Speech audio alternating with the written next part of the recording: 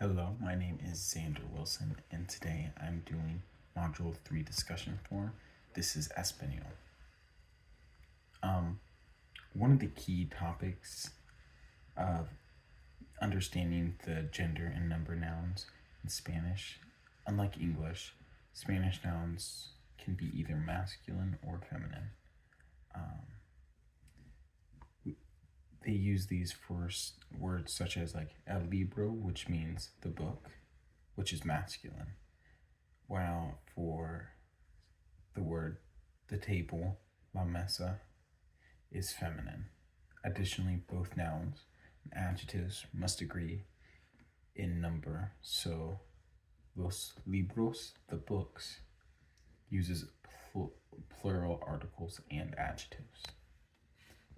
Another important concept is understanding negative sentences, which are different from English. In Spanish, you simply place no before the verb for a negative sentence, as no tengo dinero, which means I don't have any money. In contrast, English uses verbs like don't or didn't to create negatives. In Spanish, this seems easier to me than having these words like don't, didn't, have not.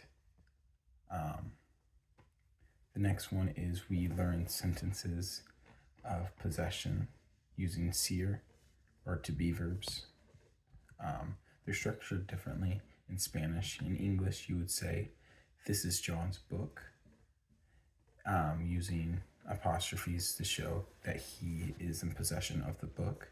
But in Spanish, you would say, "Este es el libro de Juan." This is a book of John, where D replaces the possessive apostrophe. Another important point that we went over was how verbs are conjugated in Spanish versus how they are conjugated in English. Verb conjugations are often simple with a little change depending on the subject. For example, in the present tense, I walk, you walk, he walks, with only the third person singular changing. In Spanish, however, each subject pronoun, like yo, tú, él, requires a distinct conjugation of each verb. For example, the verb